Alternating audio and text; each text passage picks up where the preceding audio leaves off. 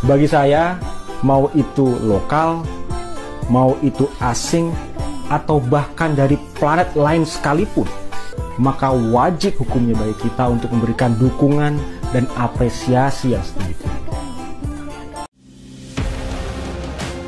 En Vitesse draait altijd wel mee om de bovenste plekken. Dus dat was eigenlijk.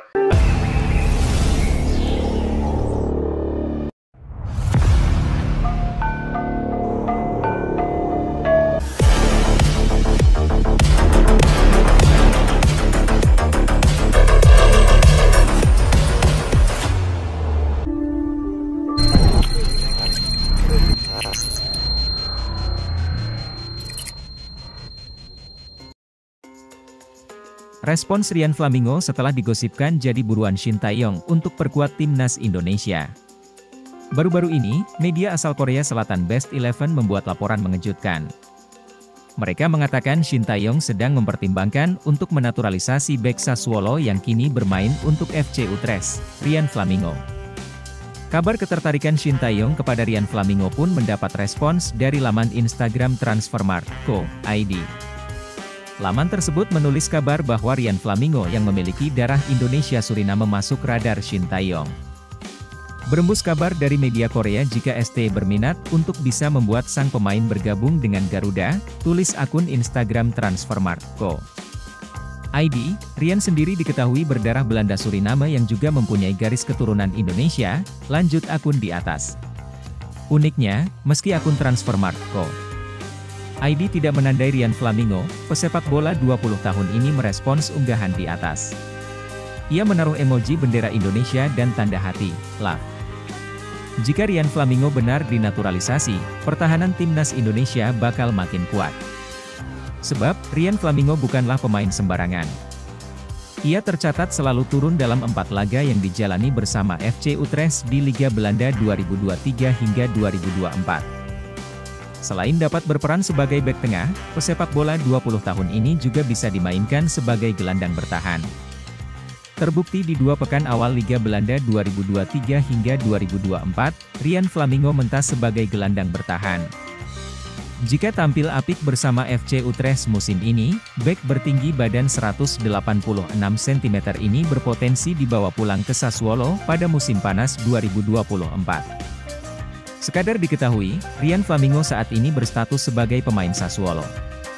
Namun, di musim panas 2023, Rian Flamingo dipinjamkan Sassuolo ke FC Utrecht. Media asal Korea Selatan menyoroti kebijakan naturalisasi timnas Indonesia di bawah asuhan Shin Tae-yong. Sorotan tersebut datang dari media asal Korea Selatan, Best Eleven.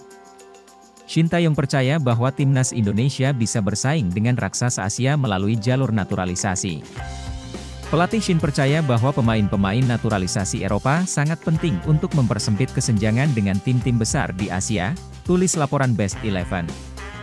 Pemain belakang klub Liga Italia yaitu Sassuolo, yaitu Rian Flamingo.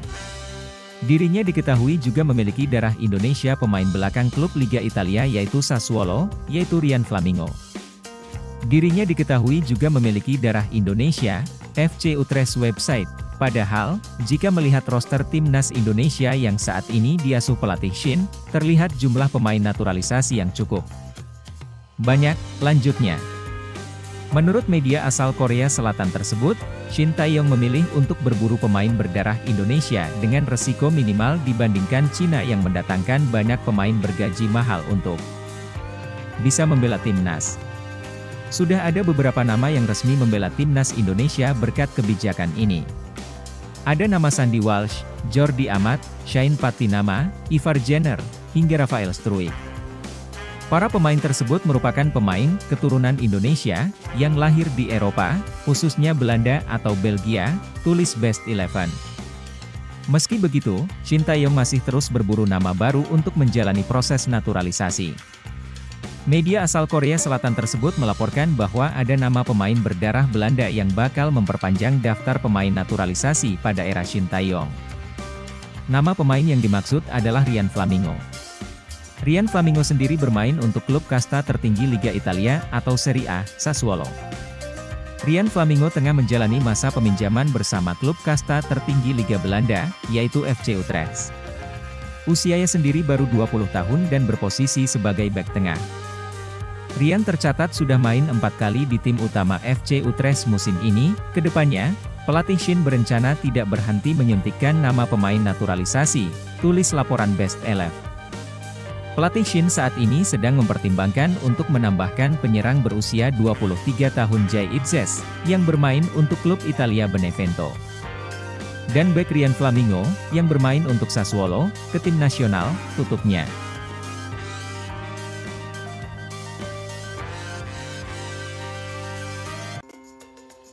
Striker keturunan Indonesia, Mauro Zylstra kirim kode bersedia bela timnas Indonesia.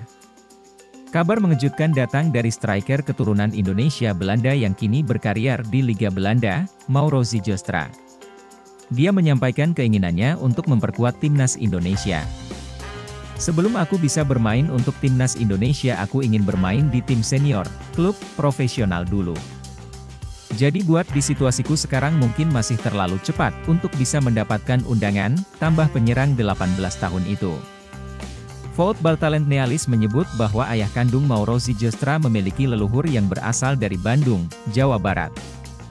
Leluhurnya itu berasal dari ibunya, alias nenek dari Mauro Zylstra sendiri.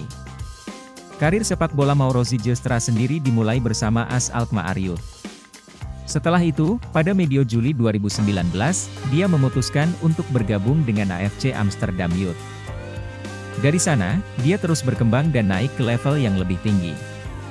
Misalnya, pada 2020, dia dipromosikan ke AFC U17. Setahun berselang, dia bergabung dengan AFC U18. Pada pertengahan 2022, Mauro Zylstra memutuskan untuk bergabung dengan NEC Nijmegen U21. Selama memperkuat AFC Amsterdam U18, Mauro Zylstra memang punya insting gol yang luar biasa. Dia tercatat bisa mencetak 18 gol dan 11 assist dari total 20 pertandingannya di semua ajang. Saat bermain bersama NEC Nijmegen U21, Mauro Zylstra juga sudah mencetak 3 gol dari 9 pertandingan. Penyerang NEC Nijmegen Mauro Zylstra siap perkuat timnas Indonesia. Calon pesaing Ramadan Sananta, penyerang NEC Nijmegen U21, Mauro Zylstra, siap memperkuat timnas Indonesia di masa depan. Dengan begitu, striker 18 tahun berdarah Bandung itu bakal menjadi calon pesaing Ramadan Sananta di posisi penyerang skuad Garuda, julukan timnas Indonesia. Baru-baru ini, Mauro Zylstra buka suara jika mendapat undangan dari PSSI untuk dinaturalisasi menjadi warga negara Indonesia, WNI, demi membela timnas Indonesia. Pemain keturunan Indonesia itu pun lebih dulu bakal mendiskusikan hal itu dengan ayahnya. Misal kamu mendapatkan undangan untuk bermain di timnas Indonesia, apa jawabanmu? Tanya Yusa Nugraha kepada Mauro Zylstra di kanal YouTube Yusa Nugraha, dikutip Senin, 25 September 2023. Aku akan memikirkan itu dengan baik dengan ayahku juga tentu di sini kompetisinya sama jaraknya berbeda dan jauh, jawab Mauro Zylstra. Lebih lanjut, Mauro Zylstra untuk saat ini masih ingin melebarkan sayapnya bermain di klub profesional senior. Jika sudah berkarier di klub profesional senior, maka dirinya menyatakan siap untuk memperkuat timnas Indonesia di masa depan. Aku tentu juga masih muda dan masih harus menata karierku. Aku ingin bekerja juga untuk bisa bermain di tim senior, klub, jelas Mauro Zylstra. Sebelum aku bisa bermain untuk timnas Indonesia, aku ingin bermain di tim senior, klub profesional dulu. Jadi buat di situasiku sekarang mungkin masih terlalu cepat untuk bisa mendapatkan undangan, tambah penyerang 18 tahun itu. Tapi misal situasiku berubah dalam setengah atau 1 tahun ke depan dan aku mendapatkan undangan, aku bisa menjawab iya, lanjut Mauro Zylstra mengamini untuk membela timnas Indonesia. Mauro Zylstra menegaskan siap menempati posisi penyerang timnas Indonesia di masa depan.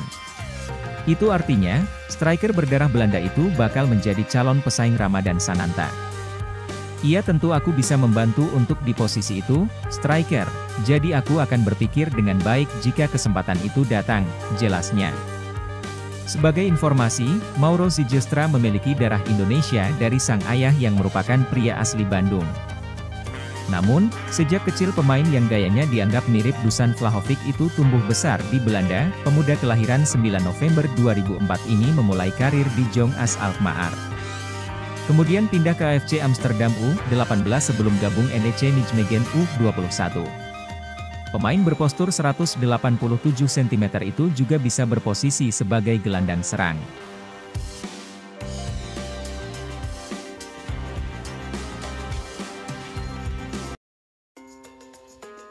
Sektor bek kanan sudah padat, haruskah timnas Indonesia ngotot naturalisasi Kevin Dix?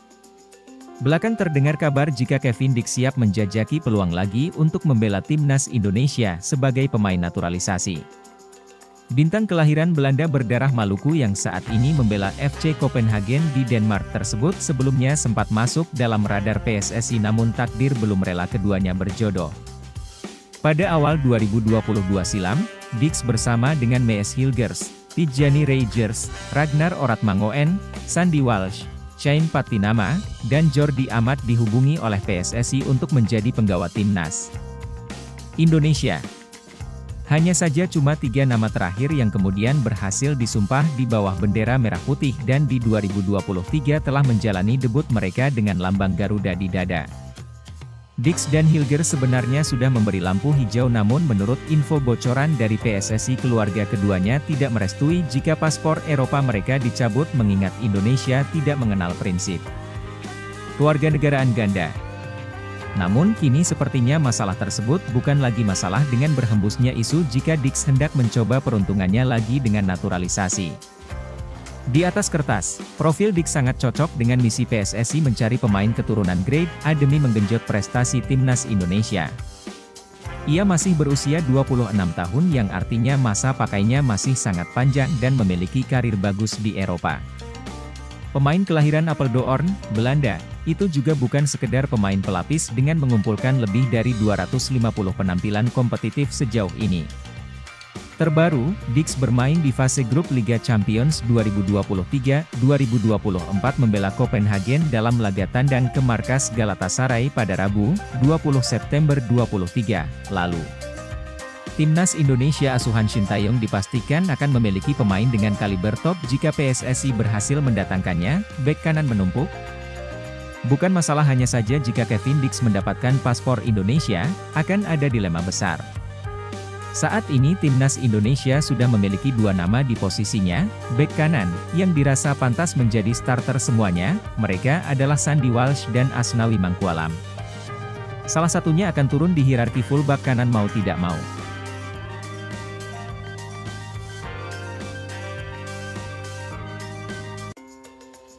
Bernilai 52 miliar rupiah, pemain Liga Champions ini target naturalisasi timnas Indonesia berikutnya. Program naturalisasi pemain keturunan untuk memperkuat timnas Indonesia masih terus berlanjut. Target berikutnya adalah pemain keturunan Belanda ini. Sejak kursi pelatih timnas Indonesia diduduki Sintayong, PSSI gencar menjalankan program naturalisasi pemain keturunan Indonesia yang berkarir di luar negeri. Sederet pemain keturunan berhasil dinaturalisasi, seperti Sandy Walsh, Jordi Amat, Shane Patinama, Ivar Jenner, dan Rafael Struijk. Untuk Sandy Walsh, Jordi Amat, dan Shane Patinama dinaturalisasi demi menambah kuat timnas Indonesia senior. Meski telah banyak pemain keturunan yang sudah dinaturalisasi, bukan berarti program ini berhenti.